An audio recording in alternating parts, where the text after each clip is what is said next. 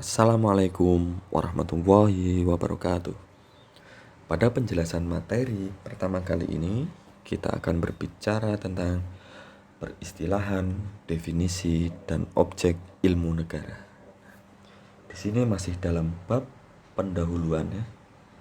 Istilah ilmu negara dalam bahasa Jerman istilahnya Staatslehre. Dalam bahasa Inggris istilahnya The General Theory of State. Dalam bahasa Prancis istilahnya Theorie des États. Dalam bahasa Arab istilahnya ilmu daulah. Nah, itu istilah-istilah ilmu negara. Terus kemudian istilah negara. Di sini ada beberapa ya. Yang pertama yaitu istilahnya polis atau city state.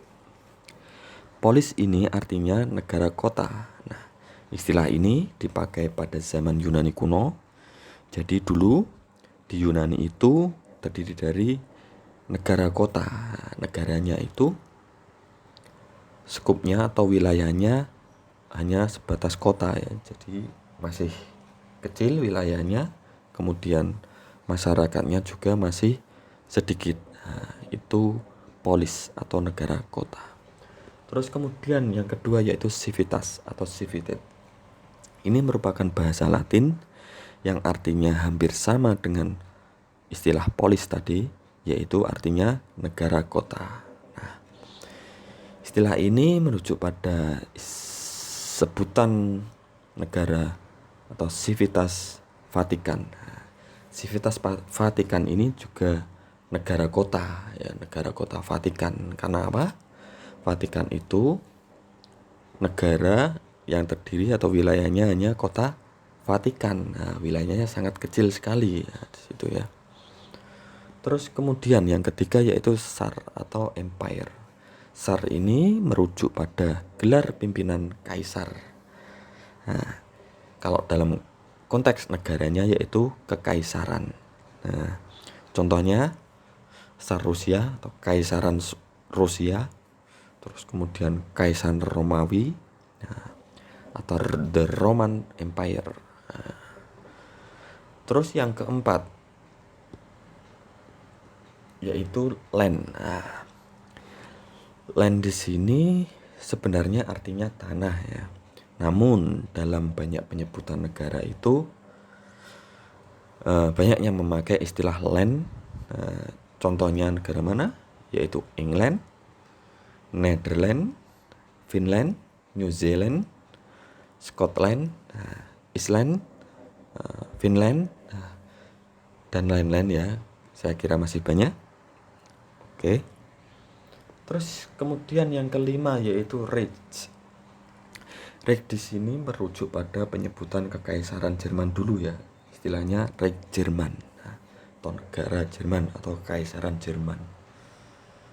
Terus kemudian yang keenam yaitu La Stato.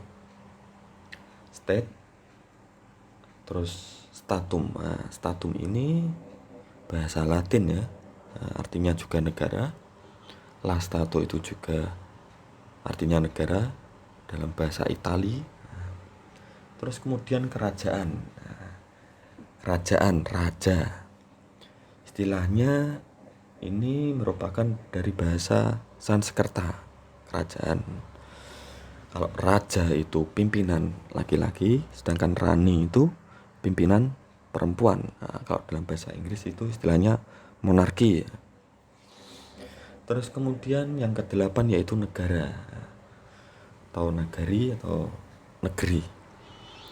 Ini juga merupakan bahasa Sanskerta yang aslinya nagarom, artinya yaitu tanah air. Nah, kalau dalam sejarah negara Indonesia itu sudah dikenal buku yang namanya Kitab Negara Kartagama. Nah, kitab ini karangan Empu Prapanca.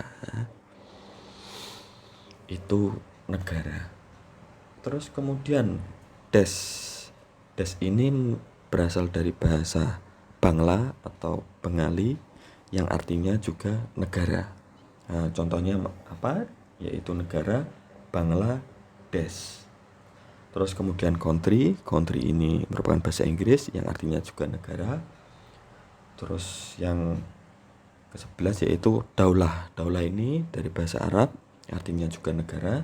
Contohnya Daulah Umayyah, Daulah Abbasiyah, Daulah Saudiyah. Itu istilah-istilah negara ya, lumayan banyak di sini istilahnya. Terus lanjut.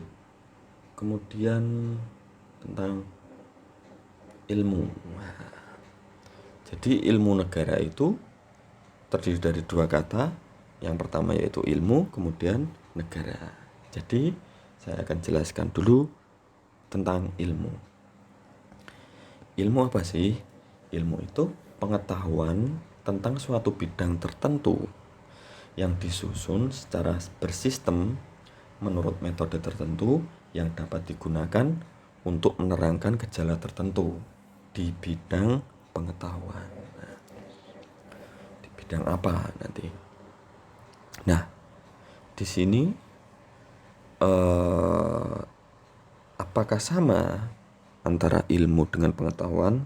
Tentunya beda ya. Di sini ada kategori syarat bahwasanya kalau ilmu itu pengetahuan yang disusun secara sistematis dengan menggunakan metode-metode tertentu. Nanti ada banyak ya metodenya. Contohnya bisa pakai metode hukum, metode yuridis, empiris. Terus dengan tujuan apa? Yaitu untuk menerangkan gejala tertentu di bidang apa, pengetahuan apa. Nah, itu ilmu. Nah, lantas apa yang disebut dengan pengetahuan? Nah, pengetahuan itu secara garis besar itu bisa diartikan segala sesuatu yang diketahui atau segala sesuatu yang diketahui dengan berkenaan hal suatu apa itu. Nah, jadi kalau ilmu itu syaratnya ada beberapa tadi ya saya jelaskan.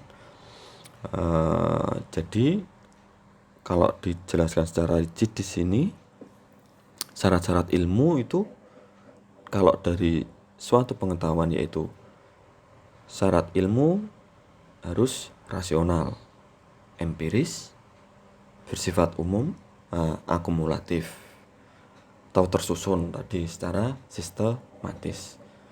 Di samping itu, hakikatnya ilmu itu juga mempunyai nilai.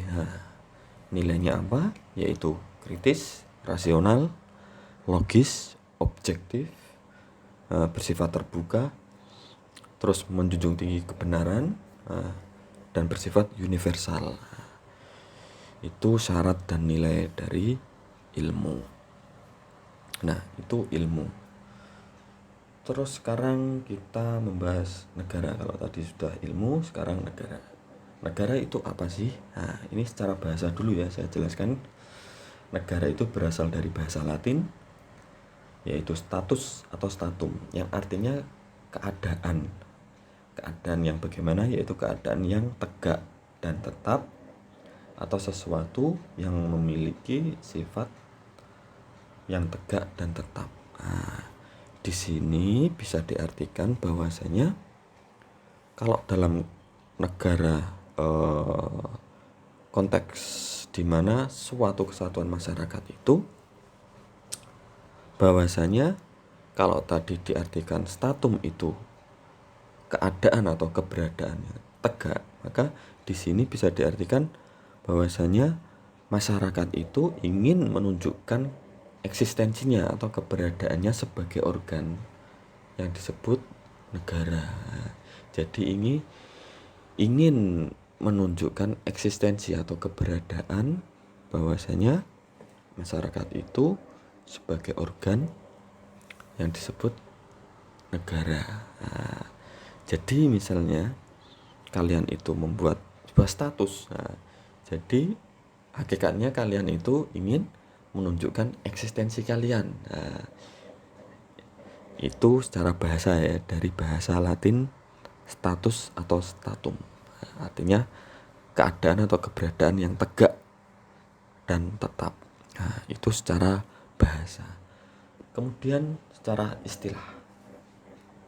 Di sini ada Jos Jelinek yang mengartikan negara adalah organisasi kekuasaan dari sekelompok manusia yang mendiami atau berkediaman di wilayah tertentu. Nah, di sini negara adalah organisasi kekuasaan. Disebut sebagai organisasi kekuasaan karena apa? Karena dalam setiap negara itu pasti terorganisasi. Nah, dan di dalam organisasi tersebut itu ada kekuasaan-kekuasaan. Nah, jadi masing-masing itu ada kekuasaan yang menjabat, misalnya pejabat negara di situ ya. Contohnya yaitu kekuasaan eksekutif, kekuasaan legislatif, kekuasaan yudikatif. Nah, kekuasaan eksekutif itu untuk menjalankan undang-undang. Sedangkan legislatif itu untuk membuat atau menetapkan undang-undang. Atau yudikatif itu kekuasaan untuk mengawasi undang-undang, yaitu dalam bentuk peradilan, pengadilan itu Mahkamah Agung, Mahkamah Konstitusi. Nah, itu yudikatif. Terus kemudian ini dari Indonesia, yaitu R. Djoko Sutono, mengartikan negara adalah organisasi manusia atau kumpulan manusia yang berada di bawah suatu pemerintahan yang sama. Di sini tidak dijelaskan secara rigid bahwa tentang kekuasaan ya. Intinya Intinya yaitu organisasi manusia yang di bawah suatu pemerintahan yang sama. Itu Djoko Sutono. Lanjut, ini ada Lagman. Mengartikan negara adalah suatu organisasi kemasyarakatan yang dengan kekuasaannya bertujuan untuk mengatur dan menyelenggarakan suatu masyarakat. Nah, di sini ada penekanan bahwasanya organisasi masyarakat di situ juga terdapat kekuasaan untuk mengatur masyarakat. Nah, penekanannya apa? Negara yang mengatur masyarakat atau disebut bangsa ya. Nah, terus sedikit berbeda dengan istilah definisi dari Roelof Kranenburg. Ini nama lengkapnya Roelof Kranenburg ya. Negara adalah suatu organisasi kekuasaan yang timbul karena kehendak dari bangsa, kehendak dari masyarakat yang disebut bangsa. Nah, ini kebalikannya tadi ya. Jadi bangsa yang berkehendak untuk membentuk suatu organisasi kekuasaan. Kalau Lagman tadi negara yang mengatur bangsa. Nah, kalau Kranenburg ini justru terbalik, yaitu penekanannya bangsa yang berkehendak untuk mendirikan suatu negara.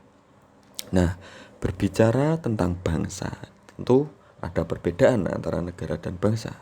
Kalau negara tadi yaitu suatu organisasi kekuasaan yang timbul karena kehendak bangsa. Nah, kalau pengertian Lagman tadi, negara adalah suatu organisasi kekuasaan yang dengan kekuasaannya untuk mengatur masyarakat atau bangsa. Nah, sedangkan bangsa sendiri itu artinya apa? Yaitu bangsa adalah kelompok masyarakat atau manusia yang biasanya terikat karena kesatuan bahasa, budaya dalam artian umum dan juga menempati wilayah tertentu. Nah, di situ ada penekanan atau kata kunci adanya ikatan suatu kesatuan karena latar belakang bahasa, kebudayaan atau kebiasaan. Nah, itu bangsa. Nah, bangsa sendiri ini sebenarnya kalau kita kutip dari Al-Quran ya, sudah dijelaskan bahwasanya di dalam surat Al-Hujurat ayat 13 yaitu berbunyi, ya ayuhan nasu inna khalaqnakum min dzakari wa unsa wa ja'alnakum syu'uban wa qabaila lita'arafu inna akramakum 'indallahi atqakum innallaha 'alimun khabir. Yang artinya apa? Ya ayuhan nasu, wahai manusia. Inna khalaqnakum, sesungguhnya kami itu telah menciptakan kalian min dzakari wa unsa. Dari seorang laki-laki dan seorang perempuan. Wa ja'alnakum, dan kami telah menjadikan kalian, ini su'uban. Su'uban ini artinya apa? Berbangsa-bangsa. Wa qabaila, dan bersuku-suku. Supaya apa? Lita'arofu, supaya kalian itu saling kenal mengenal atau saling mengenal. Saling mengenal ini bisa ditafsirkan dalam beberapa kitab tafsir, yaitu untuk saling berhubungan atau saling kerjasama, saling silaturahim, saling memberikan manfaat, saling tolong menolong. Akan tetapi dalam perkembangannya bangsa ini banyak timbul peperangan. Dikarenakan apa? Dikarenakan itu ya, adanya rasa fanatisme sebuah bangsa. Jadi ada yang merasa bahwa bangsanya paling unggul, paling kuat. Atau juga karena adanya kurangnya toleransi. Jadi ada banyak hal, atau karena perebutan wilayah. Sehingga di sini apa, bangsa-bangsa tersebut ingin mendirikan atau muncul negara-negara baru. Maka sampai saat ini banyak ya negara-negara baru. Ya itu karena apa ya, karena kehendak dari bangsanya itu ya, yang ingin merdeka. Mungkin karena sebelumnya ditindas, seperti di Indonesia sebelumnya itu jajah siapa? Belanda, maka ingin merdeka. Terus kemudian India itu jajah Inggris, kemudian ingin merdeka. Terus pecah lagi, jadi Pakistan, menjadi Bangladesh. Jadi nanti negara semakin kecil. Nah ini kalau konteks negara kita ya pokoknya jangan sampailah negara kesatuan kita itu juga akan pecah. Karena apa? Karena faktor kesukuan atau faktor fanatisme atau kurangnya toleransi. Ini yang perlu kita hindari ya. Tapi sesungguhnya juga ada yang sebaliknya, yang menggabungkan diri, yang sebelumnya merupakan dua negara menjadi satu negara. Yaitu contohnya negara mana? Antara negara Jerman Barat dan Jerman Timur. Itu gabung jadi satu, yaitu negara Jerman. Terus Hawaii itu dulunya kerajaan Hawaii, terus menggabungkan diri pada negara Amerika Serikat, yaitu sebagai negara bagiannya yang ke-50. Nah, itu negara dan bangsa. Nah, oke, kembali ke definisi tadi ya. Jadi sudah tahu apa sih ilmu tadi, terus kemudian apa sih negara. Sekarang definisi ilmu negara. Ini secara singkat, padat dan jelas dipaparkan oleh Sugino, bahwasanya ilmu negara adalah ilmu yang menyelidiki atau membicarakan tentang apa? Tentang negara. Terus definisi yang lebih komplit ini menurut Kusnardi, ilmu negara adalah ilmu yang menyelidiki pengertian-pengertian pokok dan sendi-sendi pokok dari negara dan hukum negara pada umumnya.